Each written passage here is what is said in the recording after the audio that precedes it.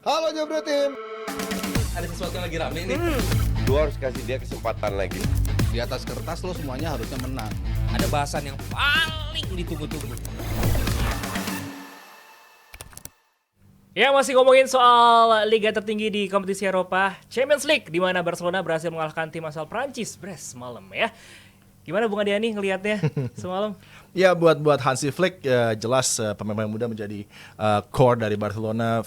De Jong sepertinya sudah tidak menjadi pemain yang punya impact terlalu besar di lapangan tengah untuk Barcelona. Kalau ada Pedri bermain, kita juga lihat bagaimana Gavi masuk juga memberikan adisi yang luar biasa. De Jong bahkan baru tampil hampir menuju akhir ya, menit 88 dia masuk, dan ini menjadi keadaan yang mungkin juga statement dari Hansi Flick bahwa tidak perlu bintang seperti De Jong untuk membuat lapangan tengah dari Barca bisa klik dan main bagus. Dan ini kembali kemenangan beruntun di ajang Eropa, mengakhiri dua hasil minor tanpa kemenangan Barcelona ya di dua game sebelumnya, dan semakin mengamankan posisi di top 8 bagi tim Barca muda ini. Iya, mungkin gue ngeliat permainan De Jong terbaik itu lupa gue lawan Munchen atau lawan Sampai lu lupa aja. Kirain Tottenham atau Ajax masih Ajax.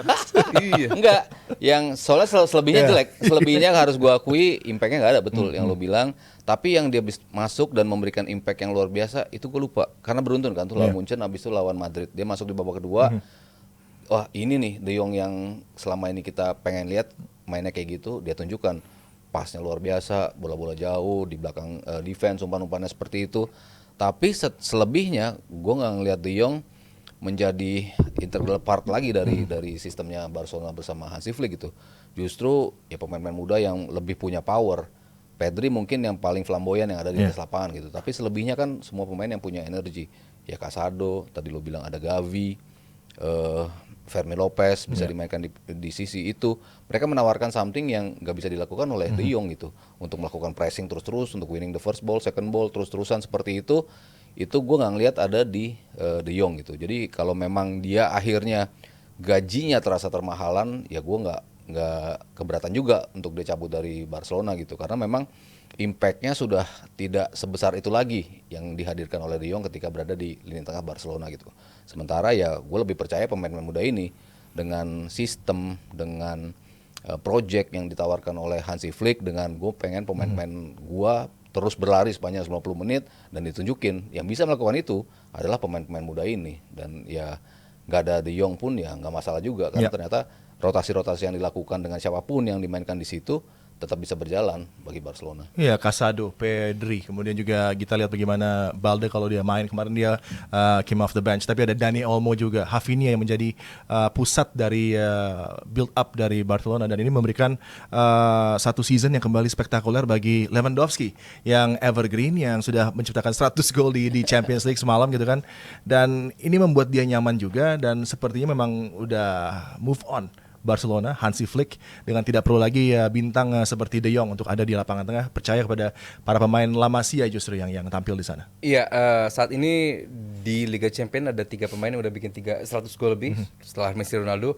Ada Lewandowski, dan terlahir dari penciptaan peluang yang jauh lebih sedikit dibandingkan Messi dan Ronaldo. Bahwa mereka, jadi jelas bahwa Lewandowski adalah seorang finisher yang bagus. Dia nggak begitu banyak butuh peluang, ciptaan shot, tapi dia menciptakan 100 gol dalam jumlah penciptaan peluang yang lebih sedikit. Artinya bahwa Lewandowski dibilang move on, ya yang jelas bahwa pemain sekali Lewandowski hanya butuh environment yang mendukung, yang hilang di zamannya Xavi, dan sekarang dia kembali dan menunjukkan bahwa lu saat punya tandem seperti Rafinha, lu bisa bikin XG yang luar biasa bagus juga. Dia 2,86 XG tapi golnya 3, artinya dia melebihi statistik dari yang diciptakan. Dan jangan lupa juga bahwa permainan Barcelona ini kan juga cukup impresif meskipun tanpa seorang Yamin Lamal. Ada yang sedikit coba diperbaharui oleh Hansi Flick. Cuman yang pengen gue lihat adalah man management dari seorang Hansi Flick ini. Dia nggak peduli sama lu pemain senior, lu pemain dengan gaji mahal, lu pemain dengan sejarah yang bagus, lu pemain di timnas reguler, nggak peduli. Saat lu menjadi tim gua, lu adalah tim yang lu dari nol lagi, lu mau berlari apa enggak, lu mau menjadi integral part dari tim ini apa enggak, dan yang mau menunjukkan performa yang impresif gitu. Yes, emang ini tim jauh dari kata sempurna, masih ada hiccup-nya. Kemarin lawan Celta Vigo juga nggak bisa bicara banyak juga, artinya bahwa ini tim masih jauh dari kata sempurna. Cuman apa yang dilakukan oleh Hansi Flick dalam fase yang secepat ini dari saat dia datang diperkenalkan di publik Barcelona ya luar biasa gitu. Jadi ya gue pengen lihat konsistensi dari tim ini karena secara permainan dia luar biasa. Punya tandem double pivot Pedri dan juga Casado semalam luar biasa. Pedri yang sering maju ke depannya, terus si Casado yang seperti biasa menjadi ball breaker, menjadi jembatan antara lini belakang dan juga tengah. Cukup impresif. Umurnya masih muda banget gitu, dan jangan lupa ini menghadapi tim Brest, tim yang sangat menarik, sangat enak Awas, dilihat. hati-hati. Brest yang sangat emang dari awal musim gak pernah kalah, sangat amat nyaman untuk dilihat. Lah, lu nonton Brest gak? Iya. Seneng kan nonton Brest? Iya. Sebelum lawan Barcelona. Iya, 3 game sebelumnya nih Brest enak banget dilihat gitu. Enak banget. Menarik, lu punya 2 tandem striker di depannya juga cukup oke. Tapi bisa memberikan kekalahan pertama bagi Brest. Beres. Bekes. Bekes. Tuh, bahasa Perancisnya. Apa? Bahasa Perancisnya. Oh ya, beda ya. Beda.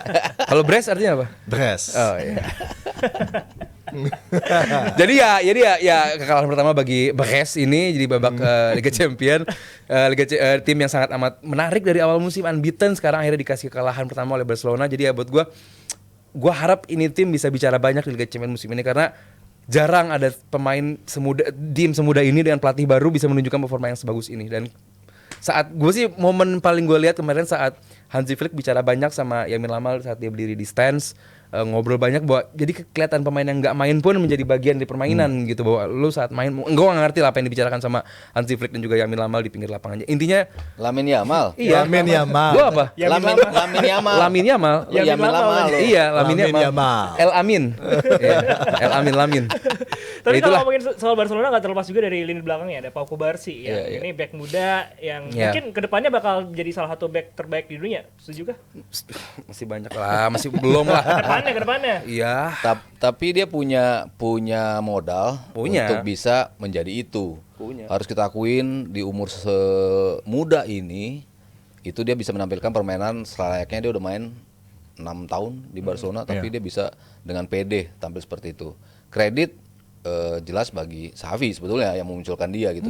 Cuman kredit di musim ini adalah Inigo Martinez menurut gua. Iya, Nah, itu gua Inigo setuju. Martinez itu bisa Kubarsi. memberikan kenyamanan, keleluasaan untuk mengambil keputusan bagi Kubarsi tanpa harus meninggalkan posnya. Di situ peran dari Inigo Martinez yang di awal-awal mungkin jarang terpakai oleh Barcelona, tapi di sini justru dia menjadi pemain yang menurut gua paling penting dalam defense Barcelona gitu. Cuman ya gue seperti yang gue katakan di beberapa edisi sebelumnya, gue masih khawatir dengan permainan Barcelona yang begitu berani untuk memainkan high defense line seperti itu, dengan mencoba untuk melakukan perangkap offside yang terus-terusan seperti itu. Betul mereka bisa melakukan banyak gol dengan skema seperti itu, transition di tengah langsung tem jadi gol gitu. Cuman perlahan-lahan tuh lawan sudah mulai menemukan caranya untuk bisa menanggulangi skema yang seperti itu. Ketika lawan Madrid, betul mereka menang 4-0, tapi berapa offside yang bisa mereka ciptakan, berapa kali offside pemain Madrid dengan menciptakan gol tapi di posisi offside. Setelah itu ada 1 gol yang diciptakan oleh Espanyol lewat skema seperti itu juga, offside-nya nggak sempurna. Habis itu Red Star Belgrade bisa bikin 2 gol. Ya. Habis itu kalah sama Sociedad 1-0. Habis itu kebobolan 2 gol lawan Celta Celta Vigo. Tim-tim sudah mulai membaca nih gaya permainan Barcelona seperti apa, antidotnya seperti apa, mereka siapkan, kapan lo harus masuk, kapan lo harus membayangin di belakang backnya, lalu lo mendapatkan posisi onside, itu udah mulai dibaca. Jadi ya belum finish item juga nih, produknya belum selesai nih yang dilakukan oleh Hansi Flick. Dari sisi betul pemilihan pemainnya oke, cara bermainnya oke, tapi antisipasi dari lawan mengantisipasi permainan lo. Nah, gue belum lihat tuh si Hansi Flick bisa melakukan itu terhadap Barcelona. Kalau itu dia bisa melakukannya, ya ini bakal menjadi tim yang sangat sulit untuk dikalahkan gitu. Tapi kalau lu masih terekspos dengan skema serangan balik yang dilakukan lawan karena gaya bermainan lo seperti itu, ya gue khawatir sih Barcelona akan berapa kali kena batunya dengan gaya bermain seperti itu. Sedikit tambahin soal ini pertahanan ya, kalau Kubarsi sama Inigo Martinez, gue sih gak ada masalah, ini 2 pemain lagi on track. Yang pengen gue sorot adalah Koundé sih. Koundé ini dia kan senior hitungannya ya Mas ya, bahwa dia senior, lu reguler timnas Dia juga. stylish sih. Whatever it is sih, cuman lu gampang banget kayak Kenapa lo nggak suka sama Koundé? Apa? Nggak suka? Nggak suka? Nggak suka dalam performa mereka. Nggak suka dalam Tapi lo suka Dalot. Nggak, ya, baru gue mau tanya tuh. Oh, iya. Kalau lo nggak suka Kunde, tapi Iya. lo suka Dalo, berarti ada yang salah. Oh enggak. karena kalau gue lihat Beda. sistemnya Hansi Flick gitu kan. Kayak misalnya di timnas Jerman sebelum dia keluar itu, bahkan Zule aja dari posisi center back bisa main di Di flank kanan. kanan, bisa ke Gantian sama midfield, Araujo. bisa ke sayap juga untuk menciptakan Yeah. situasi tekanan. Dan Kunde dimainkan dengan platform yang sama oleh Yeah. Hansi Flick, diberikan kebebasan untuk bisa naik koneksi dengan lapangan tengah. Agree. Dan itu adalah privilege dia yang diberikan oleh Hansi Flick karena Flick sepertinya percaya sama Pau Kubarsi sama Inigo Martinez bagaimana kualitas dia untuk bisa mengcover space tadi. Atau nggak ada pilihan lain? Belum optimal. Kalau gue bilang sih he's one of the best doing it. Siapa Kunde? Iya. Lu ngeliat errornya? Oh iya, error memang ada, tapi when he's flying dengan Kalau Hansi Flick dan Karena kan Barcelona Hansi Flick- sistemnya udah jelas, Bos. Iya, but Hansi Flick kan Kalau memberikan dia Dalo dengan Ten Hag-nya, sistem apa yang mau lu pertahankan? Itu yang menjadi gue pembeda bahwa di dalam tim yang nggak ada sistem aja, kadang-kadang dia stands out gitu. Makanya gue berharap dengan Amorim bisa melakukan sistem yang juga cukup oke. Gue sih ini bahas MU jadinya nih. Cuman ya gue nggak ngerti kenapa Dalo dijadikan back tengah. Mungkin nggak ada pilihan lain. Back juga lagi pada cedera MU kan kemarin. Jadi makanya terlalu back kanan di mana dia bisa melebar dan juga ngebantu overlap. Cuma kan sejatinya kan dia wing back gitu loh. Full back wing back gitu. Ditaruh menjadi posisi yang mungkin dia kurang nyaman. Dalo ya mungkin gampang ke expose. Cuman kalau Kunde ini kan sejatinya back tengah. Tugas lo udah bertahan gitu loh. Lu mengcover gap yang ditinggalkan sama back sayap lo harusnya lebih paham. Cuman kenapa pemain semuda Kubarsi yang bisa lebih perform, Inigo Martinez, harusnya dia itu menjadi pemain yang looking up to, tapi malah dia yang paling Tapi sering kalau dia error. di restrain, kualitas penampilan dari Kunde akan sedikit hilang menurut gue ya, karena dia punya kemampuan itu untuk bisa kreasi dan membantu Iya, tekanan walaupun gitu tugas di utamanya. Nah, sepertiga mungkin akhir. dulu dia nggak terlalu banyak bikin blunder karena Araujo-nya sering naik. Oke. Makanya dia harus menjadi pemain yang bisa menutup itu. Ke Gitu. side gitu Sementara ya. kan ini tidak terjadi pada Kubarsi dan juga Inigo Martinez. Mereka lebih disiplin di sepertiga terakhir Ya. gitu. Sementara Kunde ya betul di timnas Prancis pun kan dia tampilnya selalu bagusnya di sisi flank. Walaupun dia ngaku gue lebih suka main di tengah gitu. Tapi berapa kali dipasang di kanan dan majority of time-nya di Barcelona kan dia tampil di posisi itu. Ya. Dan dia bisa melakukannya dengan luar biasa sih menurut gue. Ya memang terlepas dari strategi tadi kan, gue bilang strategi dari itu kadang-kadang membuat dia terekspos Ya. dan menjadi pemain terakhir yang harusnya di line-nya sama untuk offside, tapi dia enggak. Ya itu yang kadang-kadang membuat dia terlihat banyak melakukan Ya. blunder gitu. Oke, speaking about defenders, kita menuju ke Kim Min-jae. Kim Min-jae menjadi pahlawan bagi Bayern Munchen dan Paris Saint-Germain dalam keadaan yang mungkin akan sulit untuk bisa lolos dari persaingan Champions League. Ini lucu juga karena PSG punya roster yang tiap musim membuat kita yakin ini bisa jadi musimnya PSG untuk bisa setidaknya mencapai ke semifinals lah, tapi nggak akan terjadi lagi sepertinya dengan keadaan sekarang. Mereka juga kemarin kalah lagi gitu kan menghadapi Bayern Munchen. Tarik nafas. Gue sih musim ini nggak yakin PSG bisa bicara banyak juga sih. Di luar Mbappe cabut gitu bahwa lini per lininya, aduh, secara permainan gitu, lu tahu pemain lu under pressure, manajer lu under pressure, tim lu under pressure di Liga Champions lu 4 poin sejauh ini atau peringkat 26, 26, iya kan 26. Artinya kan emang ini tim under pressure, tapi saat lu under pressure lu nggak perlu main bagus, lu yang penting main disiplin itu dulu aja. Nah PSG semalam bermain dengan, gue gak ngerti ya apa yang salah dengan tim ini, apakah pelatihnya, apakah pemainnya, karena pemainnya dibilang jelek juga enggak gitu. Jadi ya ditambah kartu merah dari Dembele yang buat gue gak penting juga. Munchen pun sebenarnya dibilang bermain impresif juga enggak. Saat lu menghadapi lawan yang punya lu unggul pemain, lu harusnya bisa kill the game, lu tambah gol. Ini enggak juga gitu. Jadi buat gue semalam Munchen pun enggak yang seimpresif itu. Ini kan gol juga berdasarkan error dari kiper.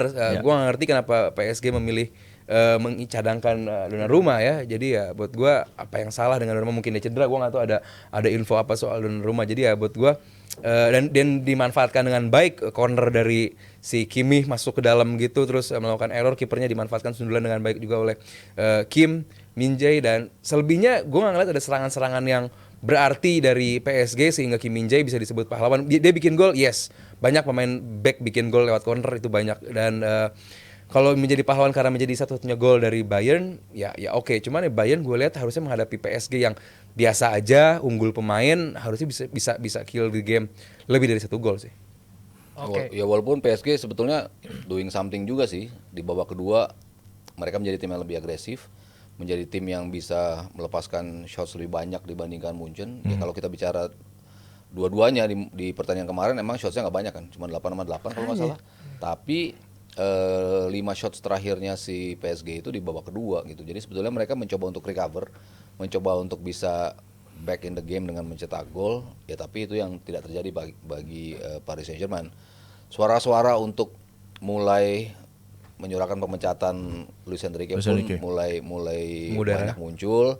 Tapi ya gue kayaknya kurang fair juga ya kalau melihat materi yang ada gitu. Dalam artian ini kan tim yang betul-betul beda ya, tim yang betul-betul masih fresh setelah ditinggal pemain-pemain bintang itu kan. Lo mencoba nge-build something dan sebetulnya mulai berjalan. Ya kalau kita parameternya ke Liga Prancis kan sebetulnya ya mereka tetap berada di atas, mereka tetap bisa mencetak gol secara reguler, defense-nya pun cukup rapi ketika tampil di liga lokal gitu.